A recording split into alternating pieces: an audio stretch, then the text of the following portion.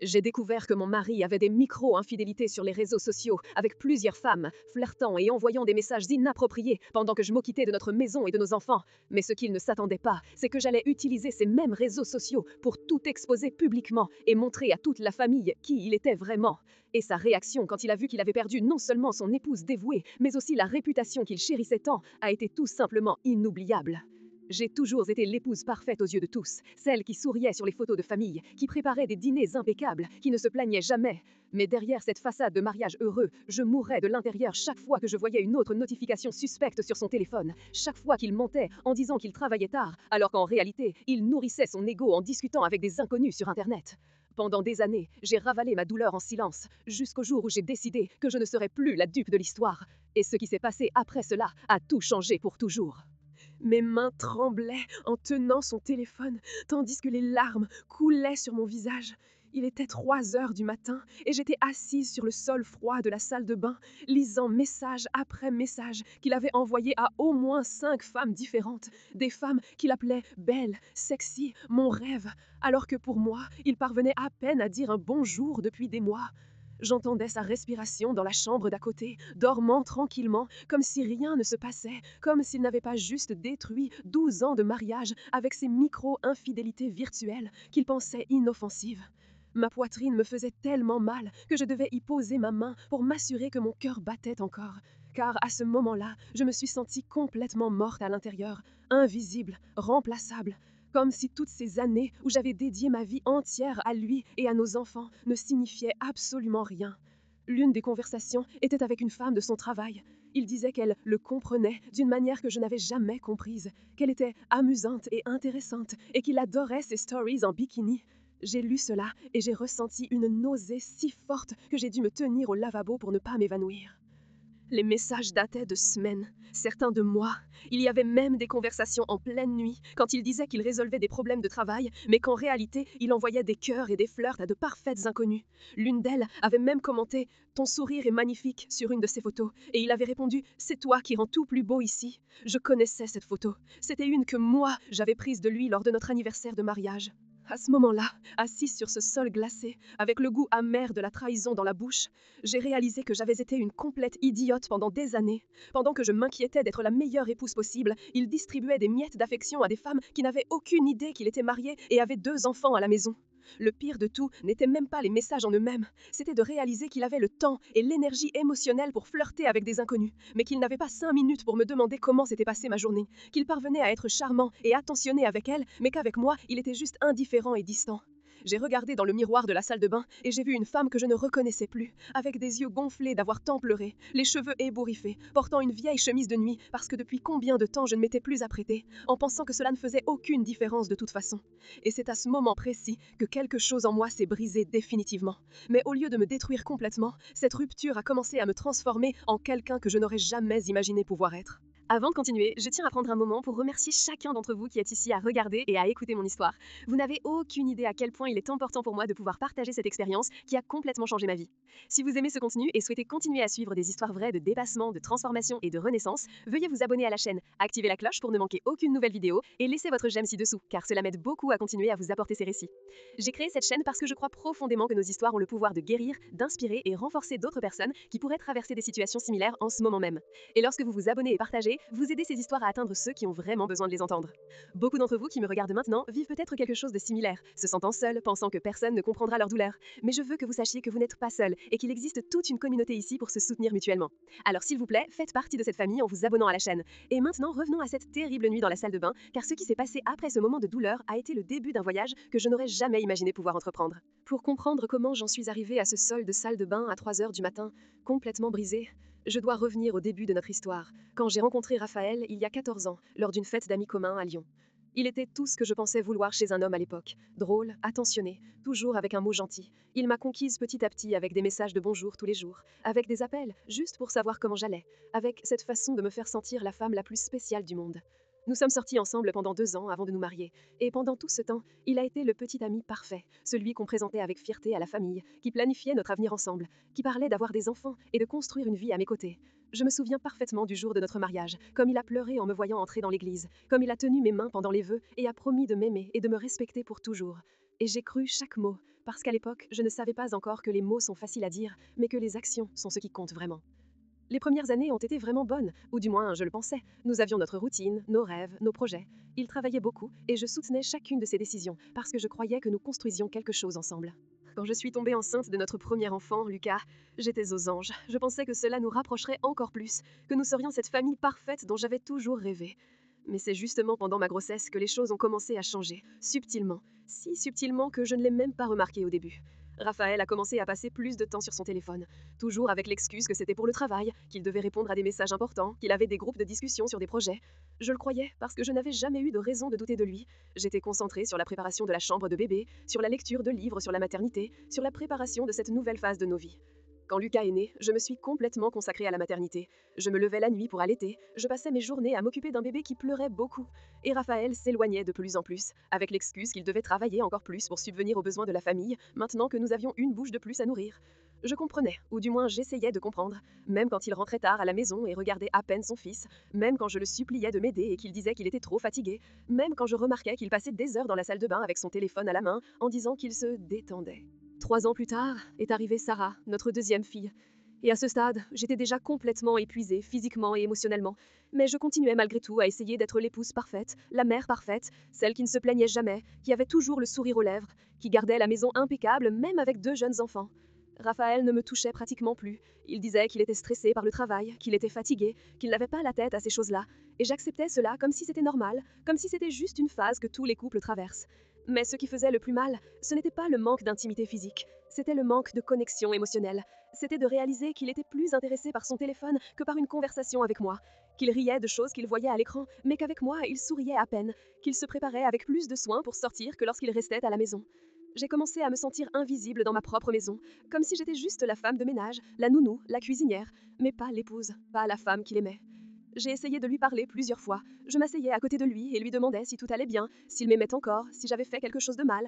Et il répondait toujours que j'étais folle, que j'inventais des problèmes, qu'il était juste occupé, mais qu'il m'aimait. C'est alors que j'ai commencé à remarquer de petits détails que j'ignorais auparavant, comme il tournait toujours l'écran de son téléphone vers le bas quand j'approchais, comme il mettait un mot de passe sur l'appareil et le changeait fréquemment, comme il souriait d'une manière différente quand il tapait quelque chose, comme il s'irritait quand je lui demandais à qui il parlait.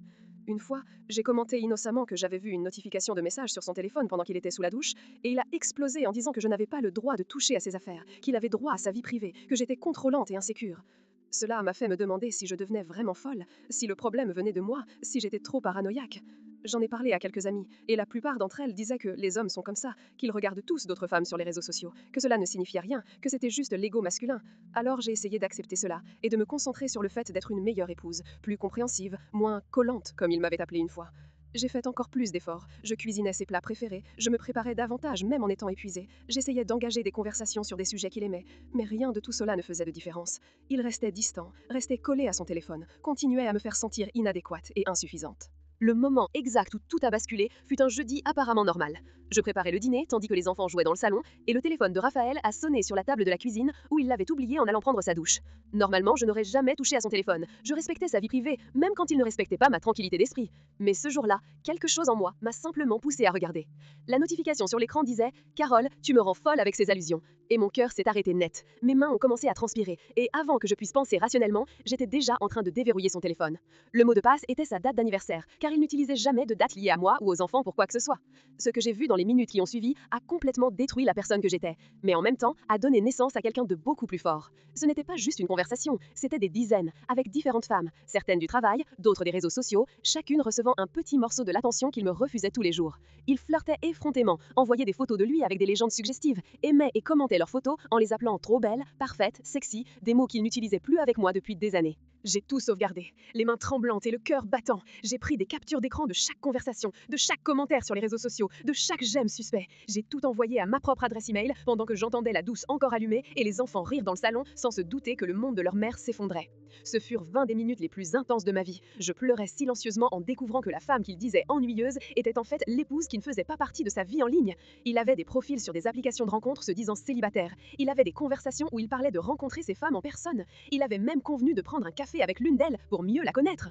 Quand j'ai finalement entendu la douche s'arrêter, j'ai rapidement effacé mes traces de son téléphone, j'ai tout remis exactement comme c'était et j'ai continué à préparer le dîner comme si rien ne s'était passé. Mais à l'intérieur, j'étais une personne complètement différente. Cette nuit-là, après qu'il se soit endormi tranquillement à mes côtés comme s'il n'avait pas juste détruit notre mariage, je suis restée éveillée à regarder le plafond et à prendre la décision la plus importante de ma vie. Je n'allais plus être la victime silencieuse. Je n'allais plus accepter des miettes d'affection pendant qu'il distribuait des festins à des inconnus. J'allais faire quelque chose, mais de manière intelligente, calculée, précise.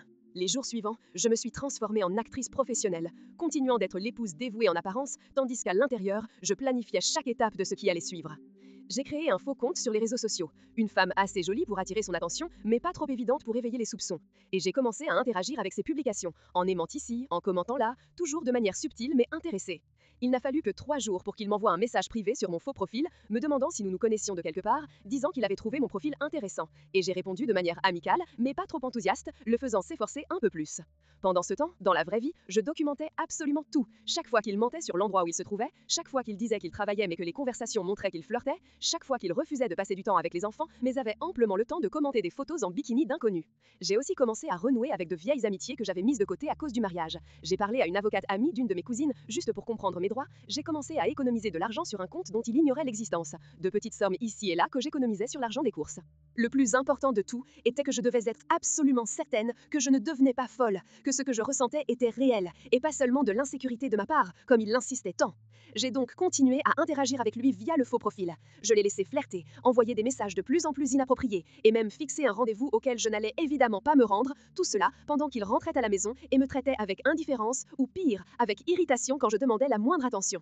C'est pendant ces semaines que j'ai réalisé quelque chose de fondamental. Le problème n'a jamais été moi. Il n'a jamais été question que je ne sois pas assez bien, assez belle, assez intéressante. Le problème était le sien, et son besoin maladif de validation externe, de se sentir encore désiré, de nourrir un ego si fragile qu'il avait besoin de multiples femmes pour le complimenter constamment. Cette compréhension a été libératrice d'une manière que je ne peux même pas décrire. C'était comme si des années de culpabilité et d'insécurité se dissolvaient enfin, et qu'à la place surgissait une clarté cristalline sur qui j'étais vraiment et ce que je méritais. Je méritais le respect, je méritais d'être valorisée, je méritais un partenaire qui me voyait comme une priorité et non comme une obligation, et si Raphaël ne pouvait pas me donner cela, alors il ne méritait pas d'avoir le privilège de m'avoir dans sa vie.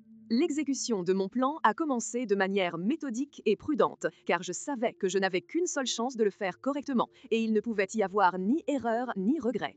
Premièrement, j'ai organisé toutes les preuves que j'avais collectées pendant des semaines dans des dossiers numériques bien catégorisés. Un pour chaque femme avec qui il parlait, un pour ses faux profils sur les applications de rencontres, un pour tous les commentaires inappropriés qu'il faisait publiquement sur les réseaux sociaux, et un spécial avec toutes les conversations entre lui et mon faux profil, où il se disait clairement disponible et intéressé à rencontrer une autre femme. J'ai imprimé les conversations les plus compromettantes et les ai rangées dans une enveloppe scellée avec des copies numériques sur 3 clés USB différentes. Une est restée avec moi, une je l'ai laissée à ma meilleure amie, et une autre je l'ai gardée chez ma mère, car j'avais appris que les preuves pouvaient disparaître et je ne pouvais pas prendre ce risque. Parallèlement, j'ai commencé à renforcer mon réseau de soutien. J'ai renoué avec des amis que je n'avais pas vus depuis longtemps parce que Raphaël trouvait toujours des excuses pour que nous ne sortions pas. Il inventait que nous devions économiser, que je devais rester plus à la maison avec les enfants. Mais maintenant, je comprenais que c'était juste du contrôle déguisé en préoccupation. La deuxième étape a été de garantir mon indépendance financière. J'ai discrètement parlé à mon ancienne patronne de la possibilité de reprendre le travail, j'ai expliqué ma situation sans entrer dans trop de détails, et elle m'a immédiatement offert un poste à temps partiel qui me permettrait d'être avec les enfants la majeure partie du temps, tout en ayant mes propres revenus. J'ai commencé à travailler en disant à Raphaël que ce n'était qu'un travail bénévole dans une ONG, et il n'a pas beaucoup posé de questions, car au fond, il était heureux d'avoir encore plus de temps seul pour ses conversations virtuelles.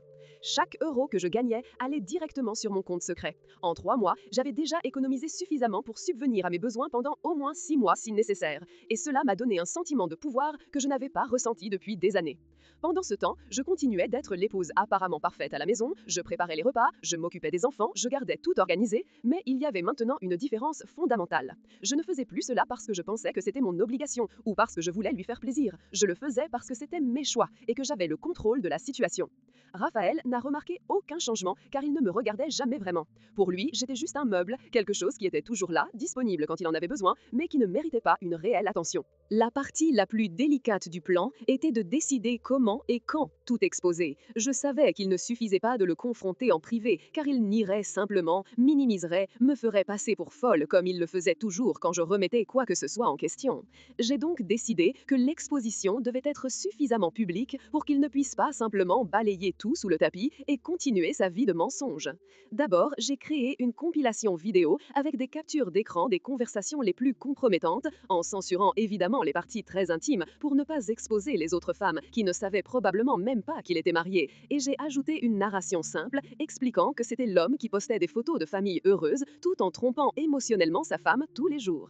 Je ne l'ai pas publié immédiatement, je l'ai gardé comme arme finale si nécessaire, car mon objectif n'était pas de le détruire publiquement. Mon objectif était d'avoir la possibilité de le faire s'il essayait de me diffamer ou de me nuire de quelque manière que ce soit.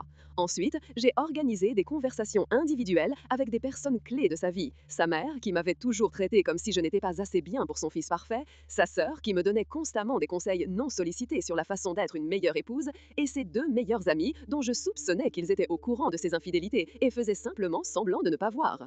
Ensuite, j'ai organisé des conversations individuelles avec des personnes clés de sa vie. Sa mère, qui m'avait toujours traité comme si je n'étais pas assez bien pour son fils parfait, sa sœur, qui me donnait constamment des conseils non sollicités sur la façon d'être une meilleure épouse, et ses deux meilleurs amis, dont je soupçonnais qu'ils étaient au courant de ses infidélités et faisaient simplement semblant de ne pas voir. Le moment décisif est arrivé un vendredi soir, lorsque Raphaël a annoncé avec désinvolture qu'il allait sortir avec ses amis pour décompresser un peu, mais les conversations sur son téléphone, que je surveillais toujours discrètement, montraient qu'en réalité, il avait convenu de rencontrer enfin en personne l'une des femmes avec qui il flirtait depuis des semaines. J'ai simplement souri et dit « D'accord, amuse-toi » et il a été visiblement surpris car je me plaignais généralement quand il sortait et me laissait seule avec les enfants. Mais cette fois, il n'y a pas eu de drame, pas de question, juste une épouse tranquille souhaitant bonne nuit à son mari. Ce qu'il ne savait pas, c'est que j'avais déjà mis en œuvre la dernière phase du plan. Cet après-midi-là, j'avais envoyé des messages à toutes les femmes avec qui il conversait, en utilisant un profil anonyme révélant qu'il était marié et avait 2 enfants, joignant des captures d'écran de ses conversations avec moi, où il parlait de sa famille, des photos de nos ensembles, tout ce qui prouvait qu'il leur mentait à toutes. La plupart ont répondu avec choc et colère. Certaines m'ont remercié de dire la vérité, d'autres ont simplement bloqué le profil sans répondre. Mais l'important est que maintenant elles savaient qui il était vraiment. J'ai également envoyé un email détaillé aux ressources humaines de son entreprise, avec des copies des conversations inappropriées qu'il avait avec des collègues de travail. Non pas pour qu'il soit nécessairement licencié, mais pour qu'il soit officiellement enregistré qu'il utilisait l'environnement professionnel pour harceler des femmes, ce qui serait important s'il tentait de me nuire financièrement par la suite. Raphaël est rentré à la maison cette nuit-là beaucoup plus tôt que prévu. Il n'était que 22h30 quand j'ai entendu la clé dans la serrure. Et à l'expression de son visage, je savais déjà que quelque chose s'était très mal passé avec ses plans. Il est entré furieux, son téléphone à la main, et a crié « Qu'est-ce que tu as fait ?» avant même de refermer complètement la porte. J'étais assise calmement sur le canapé, les enfants dormant déjà dans leur chambre, et je l'ai simplement regardé avec une sérénité que je ne savais pas être capable d'avoir à un tel moment. J'ai fait ce que tu aurais dû faire il y a longtemps. J'ai dit « La vérité », ai-je répondu d'une voix ferme qui ne tremblait plus comme avant. Et j'ai vu la couleur quitter son visage quand il a réalisé que je savais tout, absolument tout. Il a d'abord essayé de nier, disant que j'avais envahi sa vie privée, que je n'avais pas le droit de toucher à son téléphone, que j'avais ruiné sa réputation en envoyant ses messages aux femmes et à son travail, mais j'ai simplement pris mon propre téléphone et j'ai commencé à montrer capture d'écran après capture d'écran, conversation après conversation, mensonge après mensonge. À chaque image que je montrais, son visage devenait plus pâle, ses arguments plus faibles, jusqu'à ce qu'il s'effondre finalement sur le canapé, la tête entre les mains, et commence à pleurer en disant qu'il avait commis une terrible erreur, qu'il ne savait pas ce qui lui avait pris, que cela ne signifiait rien. C'est à ce moment-là que j'ai ressenti un calme absolu m'envahir, des années de douleur et d'humiliation enfin validées. Car maintenant, ce n'était plus ma parole contre la sienne, ce n'était plus moi qu'on traitait de folle ou d'insécure, c'était des faits indéniables sur l'écran du téléphone. Ça ne signifiait rien, ai-je demandé d'une voix qui coupait comme de la glace. Alors, pendant que j'étais ici à élever tes enfants, à prendre soin de ta maison, à être fidèle et dévouée, tu distribuais attention et affection à des femmes qui ne signifiaient rien. Si elles ne signifiaient rien, qu'est-ce que cela dit de ce que je signifie pour toi si je recevais encore moins d'attention qu'elles ? Il n'avait pas de réponse. Il continuait juste avec le visage dans les mains, les épaules tremblantes. Et pour la première fois depuis des années, je n'ai pas eu pitié de lui. Je n'ai pas ressenti le besoin de le consoler ou de minimiser ma douleur pour qu'il se sente mieux. J'ai continué. Tu m'as fait me sentir invisible, inadéquate, folle de remettre en question des comportements que toute personne censée remettrait en question. Tu m'as manipulée émotionnellement pendant que tu nourrissais ton ego avec de multiples femmes. Et maintenant, tu pleures parce que tu as été pris, pas parce que tu es vraiment désolé. J'ai alors pris l'enveloppe qui était rangée sous le coussin du canapé et l'ai posée sur la table basse devant lui. Voici des copies imprimées de tout, toutes les conversations, tous les faux profils, toutes les fois où tu as menti sur l'endroit où tu étais et à qui tu parlais. J'ai des copies numériques stockées à 3 endroits différents, alors ne pense même pas à détruire cela. Raphaël a finalement levé le visage, les yeux rouges et gonflés, et a essayé de s'approcher de moi en disant qu'il m'aimait, qu'il allait changer, que c'était juste une phase de crise de la quarantaine, qu'il n'avait jamais vraiment trompé physiquement, donc ce n'était pas si grave. J'ai reculé d'un pas et j'ai dit fermement, n'ose pas essayer de minimiser ce que tu as fait. La trahison n'est pas seulement physique. Tu as trahi ma confiance tous les jours. Tu as partagé des morceaux de toi-même avec d'autres femmes pendant que je mendiais des miettes d'attention. Tu m'as fait sentir que le problème venait de moi alors que le problème a toujours été toi et ton besoin pathologique de validation externe. C'est alors que j'ai abattu ma dernière carte. Je ne veux pas de tes regrets maintenant que tu as été pris. Je veux que tu quittes cette maison ce soir et que tu ailles chez ta mère. Demain matin à 9 h, tu reviendras ici et nous aurons une conversation civilisée sur la façon dont nous allons procéder pour la séparation, sur la garde des enfants et le partage des biens. Et si tu tentes de quelque manière que ce soit de me diffamer, de me nuire financièrement ou d'utiliser les enfants comme arme, je rendrai public chaque capture d'écran, chaque conversation, chaque mensonge et tu perdras non seulement ton épouse, mais aussi la réputation que tu chéris tant. L'expression de son visage est passée du désespoir au choc. Il ne s'attendait vraiment pas à ce que j'aie le courage de lui demander de partir, de prendre les rênes de la situation, d'être si ferme et décidé.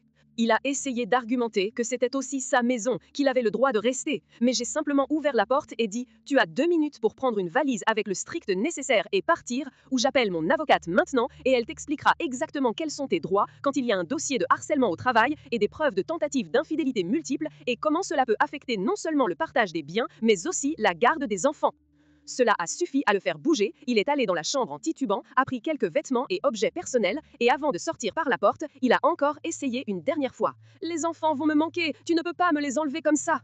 J'ai pris une profonde inspiration et j'ai répondu « Les enfants verront leur père régulièrement. Cela n'a jamais été en question. Ce qui est en question, c'est si tu vas continuer à avoir le privilège de m'avoir dans ta vie en tant qu'épouse, et la réponse à cela pour le moment est non. Maintenant, s'il te plaît, sors et donne-nous de l'espace pour respirer. » Quand la porte s'est finalement refermée derrière lui, je me suis assise sur le canapé et j'ai commencé à pleurer. Mais ce n'était plus des larmes de désespoir ou d'humiliation, c'était des larmes de libération, de soulagement, d'avoir enfin mis un point final à des années de souffrance silencieuse. Pour la première fois depuis longtemps, j'ai pu respirer profondément sans sentir ce poids constant sur ma poitrine. Et même sans savoir exactement ce que l'avenir me réservait, je savais que n'importe quoi serait mieux que de continuer à vivre de cette façon, invisible et dévalorisée, dans ma propre maison. Les premiers jours après cette nuit furent les plus difficiles émotionnellement. Non pas parce que je regrettais ma décision, mais parce qu'expliquer à 2 jeunes enfants que papa n'allait plus vivre avec nous fut déchirant. Lucas, qui avait 6 ans, fut très confus et en colère contre moi au début, pensant que c'était ma faute si papa était parti. Et Sarah, âgée de seulement 3 ans, pleurait toutes les nuits en réclamant papa.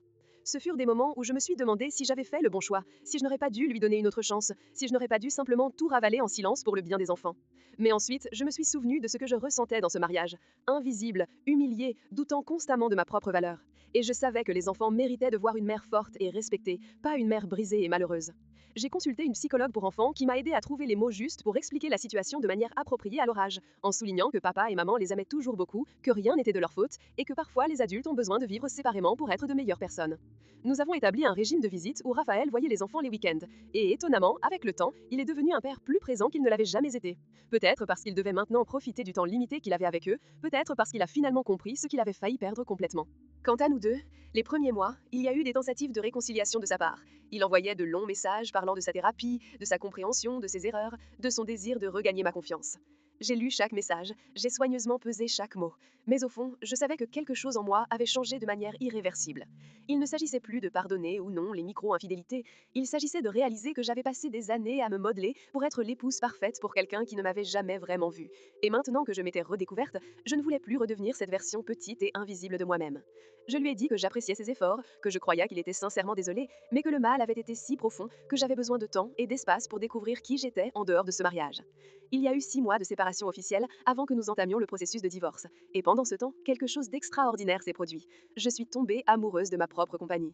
J'ai appris à apprécier les soirées seules après que les enfants se soient endormis, où je pouvais lire, regarder ce que je voulais, simplement exister sans avoir à plaire à personne, ni à surveiller l'humeur d'une autre personne. J'ai recommencé à peindre, quelque chose que j'adorais faire avant de me marier, mais que j'avais abandonné parce que Raphaël disait que c'était une perte de temps, et j'ai découvert que j'avais un vrai talent qui était resté en sommeil pendant des années. Financièrement, les choses ont été difficiles au début. Même avec la pension alimentaire et le travail à temps partiel, l'argent était plus serré que lorsque nous étions une famille à double revenu. Mais il y avait une liberté dans cette difficulté financière. Je savais exactement combien j'avais, combien je dépensais, et je n'avais plus besoin de demander la permission ou de justifier chaque achat à quelqu'un qui dépensait de l'argent en cadeaux virtuels pour des inconnus sur les réseaux sociaux, tout en se plaignant quand j'achetais quelque chose pour moi. Finalement, j'ai réussi à augmenter mes heures de travail à mesure que les enfants grandissaient et s'adaptaient à la nouvelle routine. Et 2 ans après la séparation, j'étais déjà dans une situation financière confortable. J'avais même réussi à louer un appartement plus grand dans un meilleur quartier où les enfants avaient chacun leur chambre et j'avais enfin un petit espace que j'ai transformé en atelier de peinture. Raphaël, quant à lui, a dû faire face à ses propres conséquences. Plusieurs des femmes avec qui il flirtait l'ont bloqué publiquement et certaines ont même fait des publications vagues sur les hommes mariés qui mentent sur les réseaux sociaux, ce qui a affecté sa réputation sociale. Au travail, il a reçu un avertissement officiel et a perdu une promotion qui était pratiquement garantie, et sa mère, quand elle a finalement compris ce qu'il avait fait, a été tellement déçue qu'elle a passé des mois sans lui parler correctement. Le fils parfait était tombé de son piédestal. Aujourd'hui, 4 ans après cette nuit passée sur le sol de la salle de bain, je suis une personne complètement différente de la femme brisée que j'étais alors. J'ai un travail que j'aime et où je suis valorisée. J'ai 2 enfants incroyables qui voient en leur mère un exemple de force et de dignité. J'ai de vraies amitiés que je cultive avec soin. Et plus important encore, j'ai un respect de moi-même et un amour-propre que je n'avais jamais eu auparavant. Raphaël et moi avons développé une relation cordiale de coparentalité. Il est un père présent pour les enfants et a finalement respecté les limites que j'ai établies. Il a également suivi une vraie thérapie et m'a présenté des excuses formelles, non seulement pour les micro-infidélités, mais pour d'années de manipulation émotionnelle et de négligence. J'ai accepté les excuses parce que garder de la rancune ne sert à personne, mais cela n'a pas signifié revenir. Cela a signifié clore ce chapitre en paix et aller de l'avant. Quant à l'amour romantique, il m'a fallu 3 ans pour me permettre d'envisager de sortir à nouveau. Et quand j'ai finalement rencontré quelqu'un, ce fut d'une manière complètement différente. Quelqu'un qui me voit vraiment, qui valorise ma compagnie, qui ne cache pas son téléphone quand je suis là parce qu'il n'a rien à cacher. Nous apprenons encore à nous connaître, et je ne sais pas si cela va marcher. Mais la différence est que maintenant, je sais exactement ce que je mérite et ce que je ne tolérerai plus. Et cette clarté est le plus grand cadeau que toute cette douleur m'a donné. Je regarde en arrière et je vois que cette femme sur le sol de la salle de bain ne découvrait pas seulement la trahison de son mari, elle découvrait sa propre force. Et cette découverte a absolument tout changé. Maintenant, je veux me tourner vers vous qui me regardez en ce moment même et vous poser une question très importante. Vous êtes-vous identifié à cette histoire? Avez-vous vécu quelque chose de similaire à ces micro-infidélités, à ce sentiment d'être invisible dans votre propre maison, à la manipulation émotionnelle et au gaslighting qui vous faisait douter de votre propre santé mentale? Ou connaissez-vous quelqu'un qui traverse cela en ce moment même, quelqu'un qui mériterait d'entendre cette histoire pour savoir qu'elle n'est pas seule et qu'il existe un chemin hors de cette obscurité? Laissez en commentaire ci-dessous. Partagez avec moi quelle partie de cette histoire vous a le plus profondément touché. À quel moment vous vous êtes vu refléter. Car vos commentaires non seulement m'aident à mieux vous comprendre, mais aident aussi d'autres femmes à sentir que leurs expériences sont validées et réelles. Certaines d'entre vous peuvent penser qu'il est trop tard, que vous auriez dû sortir de cette situation il y a des années, que vous êtes peut-être trop faible pour affronter ce chemin seul. Mais je veux que vous sachiez qu'il n'est jamais trop tard pour reprendre votre vie. Il n'est jamais trop tard pour décider que vous méritez respect et dignité, et il n'est jamais trop tard pour découvrir la force qui existe en vous et qui n'attend que d'être libérée. Si vous êtes dans cette situation maintenant, si vous vous sentez invisible, humilié, ou si vous remettez constamment en question votre propre valeur, je veux que vous sachiez que la première chose que vous devez faire est d'élever votre cœur à Dieu dans la prière, car il ne veut pas que vous viviez dans le désespoir ou le manque de respect au sein de votre mariage. La Bible nous dit que Dieu veut l'abondance et la vie pour nous, mais cette vie pleine commence souvent lorsque nous nous connectons à Jésus-Christ et nous nous fortifions par la foi et la communauté de foi. Cherchez une communauté chrétienne près de chez vous, une église où vous pourrez trouver un soutien spirituel et émotionnel, où vous pourrez parler avec des pasteurs et d'autres femmes qui comprennent votre douleur et peuvent vous guider à la lumière de la parole de Dieu. N'essayez pas de porter ce fardeau seul, car vous n'avez pas été créé pour cela. Vous avez été créé pour être aimé, respecté et valorisé tant par Dieu que par la personne avec qui vous choisissez de partager votre vie. Si vous êtes en danger immédiat ou dans une situation d'abus, cherchez de l'aide professionnelle, dénoncez, contactez les organismes compétents. Mais en attendant, ancrez votre âme en Dieu, car il est la seule vraie sécurité. Merci infiniment d'avoir écouté mon histoire jusqu'ici, d'avoir cheminé avec moi à travers ce parcours de douleur et de transformation. Votre présence ici signifie tout pour moi. Alors s'il vous plaît, revenez la semaine prochaine pour plus d'histoires de dépassement, plus d'histoires de femmes qui ont refusé d'accepter moins que ce qu'elles méritent et qui ont découvert que lorsque vous mettez votre foi en Dieu, rien n'est impossible.